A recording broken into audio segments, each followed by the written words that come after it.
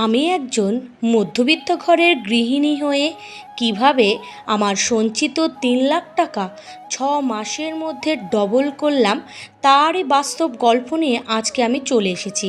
নমস্কার বন্ধুরা, রিমি লাইফস্টাইল চ্যানেলে আমি রিমি প্রতিদিনের মতন আজ আবারও চলে এসেছি নতুন একটা ভিডিও নিয়ে তোমাদের কাছে। আশা করি দূরে কাছে যে যেখান থেকে ভিডিওটা দেখছো সকলে ভালো আছো, আর তোমাদের ভালোবাসায় আমিও খুব ভালো আছি। এই যে বন্ধুরা, আজকের ভিডিওটা শুরু করলাম এখান থেকেই। আসলে সকালে নিয়ে গেছিলাম ছেলেকে মাঠে খেলতে, তাই খেলতে দিয়ে এসে শুনলাম মালটা এমার্জেন্সি, তাই কোনো কাজ না করেই মোটামুটি বসে পড়েছি আগে মাল করতে। আসলে কি বলো তো, এটা তো বাইরের কাজ বা লোকের কাজ, এটা তো সময় মতন পাঠাতেই হবে কোম্পানিতে। তার জন্য অন্য কোনো কাজে হাত না দিয়েই আগে এই কাজ নিয়েই বসে পড়েছি। আসলে সকালে কিছু কাজ করে রেখে গেছি বলে তাই ঘরের কাজের একটু চাপ কম আছে। যাই হোক, দেখো মোটামুটি আমার কাজ তো চলছে। আর কি বলো তো, সংসারের কাজের ফাঁকে ফাঁকে আমি তো এই মেশিনের কাজ টুকিটাকি করে থাকি। এখন মেশিনের কাজের মাল একটু কম আছে বলে ওই সুতো কাটি, সুতো কাটলেও কিন্তু আমি পয়সা পাই। এটাতেও কিন্তু মোটামুটি 1 ডজন সুতো কাটলে 3 টাকা দিয়ে থাকে। এখন আবার এই ভাজিয়ে দিই বলে একটু বেশি টাকা দেয়। মোটামুটি ওই কাজটা মিটিয়েই চলে এসেছি এই যে ঘরের কাজে। এই যে দেখো, কিছু কাজ বাকি ছিল। আসলে মেয়ে তখন ঘুমাচ্ছিল, সেইভাবে বিছনাটাকে গুছিয়ে রেখে যেতে পারিনি, তাই এখন তুলে সুন্দর করে গুছিয়ে নিচ্ছি। মেয়ে একটু গুছিয়েছে, ও মোটামুটি যা হাতের কাছে পারে, ওর কাজের যা সামর্থ্য আছে সেইটুকুনি কাজ ও করে রাখার চেষ্টা করে। তাও আমি বারণ করি যে তোর করার দরকার নেই, মোটামুটি আমি এসে করব। ও একটু গুছিয়ে রাখার চেষ্টা করে, ছোট মানুষ, ও তো ছোট মানুষ, সেইভাবে করে উঠতে পারে না, কিন্তু চেষ্টা করে, এটাই আমার খুব ভালো লাগে।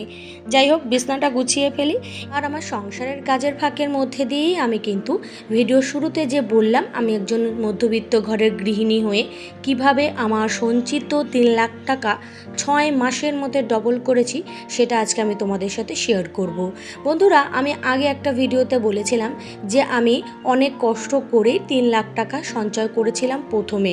সেটা কিভাবে সঞ্চয় করেছি সেটাও আমি তোমাদেরকে অনেক ভিডিওতে বলেছি, যে আমি দুবেলা টিউশনি পড়িয়েছি, মেশিন চালিয়েছি এবং সংসার খরচ থেকে অল্প অল্প করে টাকা বাঁচিয়ে হিসেব করে সংসার খরচ চালিয়ে সেখান থেকে মোটামুটি আমি কিছু টাকা সঞ্চয় করেছি। এই 3টে জিনিস মিলিয়ে মোটামুটি আমার সঞ্চয় হয়েছে 3 লাখ টাকা। ওই যে টিউশনির টাকা, আর মেশিন চালানোর টাকা, আর সংসার খরচের হিসেব করা টাকা।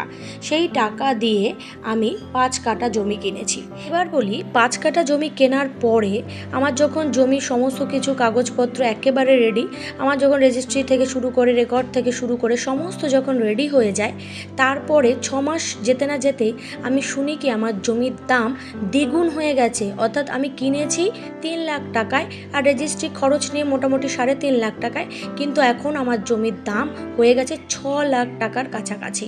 দেখো, এখানে আমি সঠিক জায়গায় টাকাকে ইনভেস্ট করেছিলাম। এই জমি কিনে রেখেছি বলে 6 মাস যেতে না যেতেই কিন্তু জমির দাম ডবল হয়ে গেছে। এই যে ডবল হয়ে যাওয়া জমি এখন যদি আমি বিক্রি করি, তাহলে কিন্তু আমার বেশ টাকা একটু আর্নিং হবে বা লাভ হবে বলা যাবে। কিন্তু আমি এখন এই জমি বিক্রি করব না, কারণ এই মুহূর্তে আমার অন্য কিছু প্ল্যানিং নেই।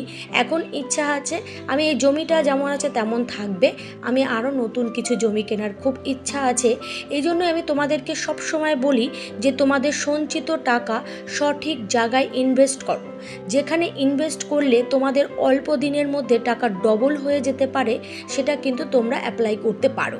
হ্যাঁ, একটা কথা কি বলো তো, জমি আর সোনার জিনিস, এই দুটো জিনিসে কিন্তু যদি তুমি টাকা ইনভেস্ট করো, তাহলে সেই টাকা কিন্তু তোমার প্রচুর পরিমাণে ডবল হতে বেশি সময় লাগবে না। সোনা একটা জিনিস কি বলো তো, তুমি চাইলে আজকে কিনলে কালকে দাম বাড়লে তুমি বেচে দিতে পারবে, কিন্তু জমির ক্ষেত্রে এটা সম্ভব হয় না। সম্ভব না হলেও কিন্তু যদি তোমার যে টাকাটা তোমার হাতে আছে, সেই টাকাটা তোমার ইমিডিয়েটলি লাগছে না, সেই টাকাটা তুমি কোনো একটা জায়গায় ভালো একটা জায়গায় ইনভেস্ট করে রাখলে সেটা কিন্তু দিনে দিনে দ্বিগুণ হবে। এই যে আমি জমি কিনে রেখেছি, এটা কিন্তু একটা সময় এসে আমার ছেলেমেয়ের অনেক কাজে লাগবে। আজকে দেখো, 6 মাসের মধ্যে আমার জমির দাম কিন্তু ডবল হয়ে গেছে।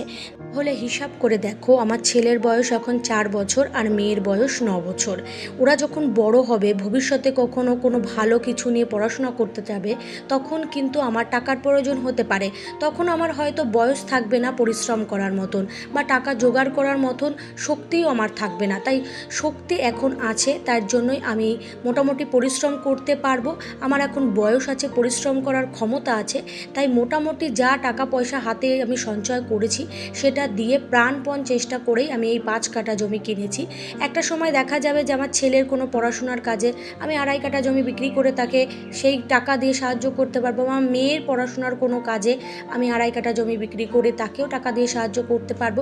মোটামুটি এই যে টাকাটা আমি সঞ্চয় করে রেখে যে এই যে জমিটা আমি কিনে টাকাটা এখানে ইনভেস্ট করেছি, এটা কিন্তু জলে পড়ে যাবে না। একটা সময় এটা একটা কথা বলবে মানে অর্থাৎ এই পয়সাগুলো আমার খুব কাজে আসবে। ছেলে মেয়ের ভবিষ্যৎকে সুরক্ষিত করতে সাহায্য করবে। কষ্ট করে আজকে এই 5 কাঠা কিনে রাখলাম, পড়েই থাক না, ভবিষ্যতে দেখা যাবে এর যত দিন যাবে দাম কিন্তু বাড়তে থাকবে। তাই জন্যই এই জায়গাটাকেই আমি কিন্তু টাকাটাকে ইনভেস্ট করে আজকে ডবল করেছি। সেটাই আমি ভিডিওর শুরুতে বললাম যে একজন গৃহিণী যদি চায় বুদ্ধি করে তার সংসার খরচ চালিয়ে সে নিজে কিছু আয় করে তার নিজের জন্য কিছু করবে, সেটা কিন্তু সে করতে পারবে। হ্যাঁ, এই যে আমি একজন গৃহিণী, এই যে যেটুকুনি করেছি, এটা হয়তো আমি নিজের জন্য করেছি, কিন্তু করেছি কাদের জন্য? ছেলে মেয়েদের ভবিষ্যতে সুরক্ষিতার কথা ভেবে।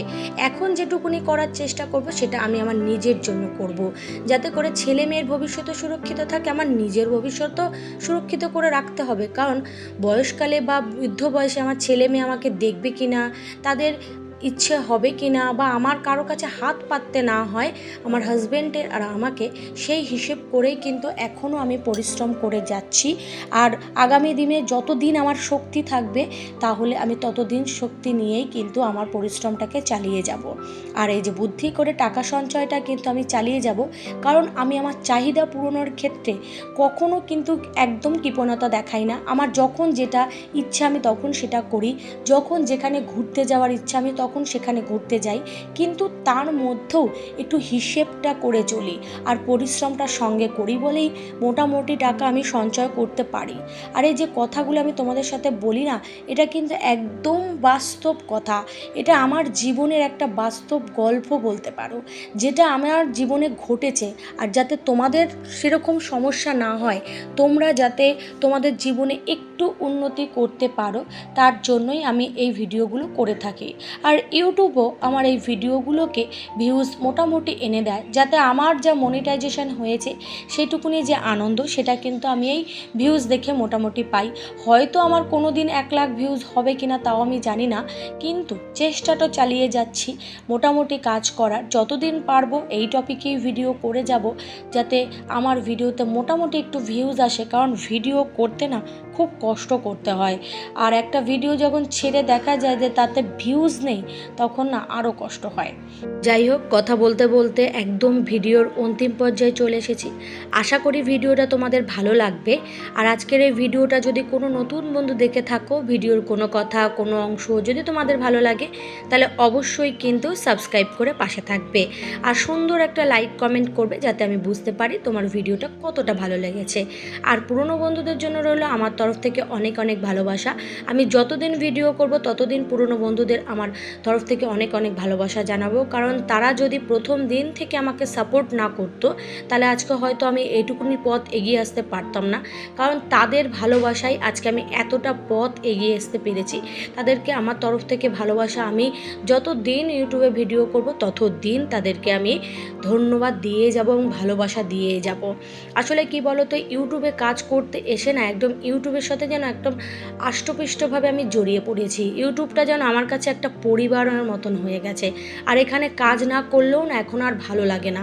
আমি ইউটিউব নিয়ে প্রায় অনেক দিন ধরেই কাজ করেছি, কিন্তু সেইভাবে সফলতা পাইনি। কিন্তু এই চ্যানেলটা খোলার পরে আমি নতুন নতুন বন্ধুদের পেয়েছি এবং তাদের হাত ধরেই আমি কিন্তু এই যতটুকুনি সফলতা অর্জন করেছি তাদের জন্যই।